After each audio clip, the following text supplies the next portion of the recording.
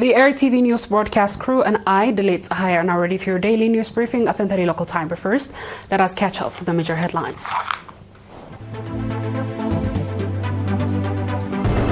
Contribution towards augmenting Martyrs Trust Fund.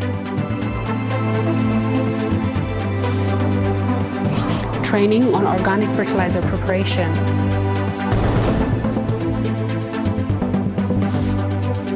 U.S. sanctions UN human rights official critical of Israel.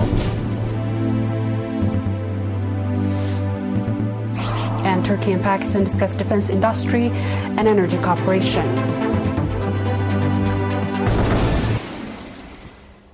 On our local news, nationals in Sweden has contributed over 105,000 kronor towards augmenting the National Martyrs Trust Fund.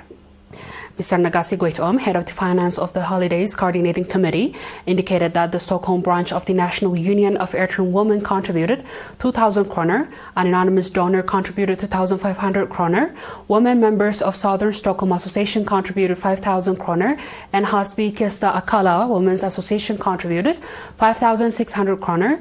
The Medhane Alam Women's Association in Stockholm contributed 3,000 kronor, and author Reem Tesfom contributed 3,000 kronor, all towards augmenting the National Martyrs Trust Fund.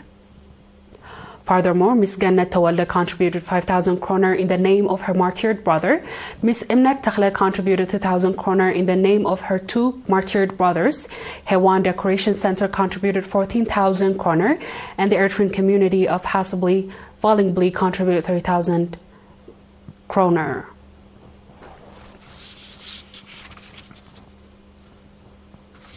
The Ministry of Agriculture branch in the Southern Red Sea region has provided training on the preparation of solid and liquid organic fertilizers to exemplary farmers in the port city of Aseb. The training was attended by exemplary farmers from the subzones of Aseb and Southern Denkalia, as well as members of Agriculture Office in the branch. The training covered the preparation of composed fertilizers from household waste and leaves, fertilizers from fish remains, and proper use of organic pesticides. Mr. Mohammed Abdurrahman, head of the Agricultural Office in the region, said that the objective of the training was to enhance farmers' understanding and encourage the application of organic fertilizers and pesticides in their daily agricultural activities. The participants noted that the training would significantly contribute in improving their agricultural productivity and called for similar future programs. Training on financial and material management has been provided to newly elected area administrators, village coordinators, tax collectors, and the Af-Abed subzone and members of the subzonal administration. The training was organized by Human Resource Development Unit of the Northern Red Sea Region Administration. The training covered planning and significant financial and material management, strengthening work discipline and productivity, documentation, project management, and conflict resolution in the workplace. Explaining the importance of the training in facilitating their daily responsibilities, the trainees called for the program's continuity. Calling on the participants to apply the knowledge gained from the training in their day-to-day activities, Mr. Mohammed Nur Rajib, administrator of the subzone, expressed the administration's readiness to strengthen participation and contribute to developing human resource capacity in the subzone. Dear viewers, we'll be back with the international news shortly. Please stay tuned.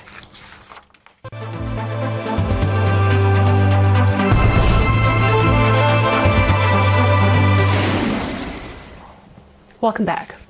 The U.S. has announced sanctions against the UN Special Reporter on the occupied Palestinian territories, Francesca Albanese, who has condemned Israel's war in Gaza.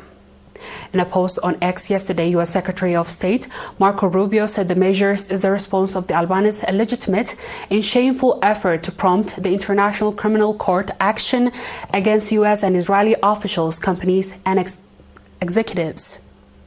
Rubio also added the Albanese campaign of the political economic warfare against the United States and the Israeli will no longer be tolerated. Albanese has repeatedly labeled Israelis' war in Gaza a genocide and called on all states to impose a full arms embargo and suspend trade agreements with Israel.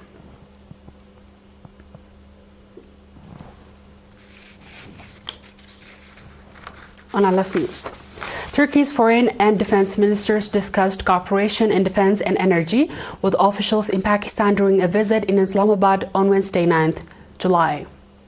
Turkish Foreign Minister Khan Fidan and Defense Minister Yasar Guler met Pakistani's Prime Minister Shahbaz Sharif, Pakistani Air Force Chief Air Marshal Zahir Ahmed Badar Sidhu, and others during the visit.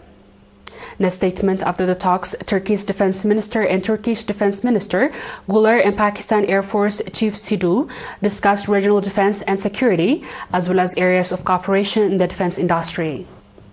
Speaking at a press conference in Islamabad, Turkish Foreign Minister Fidan and the two foreign countries were evaluating the possibility of cooperation in mining, natural gas, oil, and rare elements after agreeing on April to jointly carry out an oil and gas exploration of Pakistan. The viewers have come to the end of tonight's news. Let's have a quick recap of the headlines. Contribution towards augmenting Martyrs Trust Fund.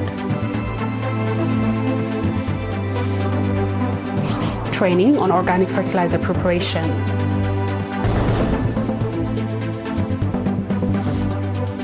U.S. sanctioned UN Human Rights Official Curricle of Israel.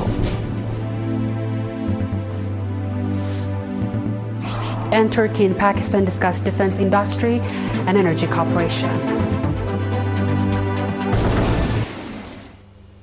That wraps up our stories for tonight. Thanks for watching and have a good night.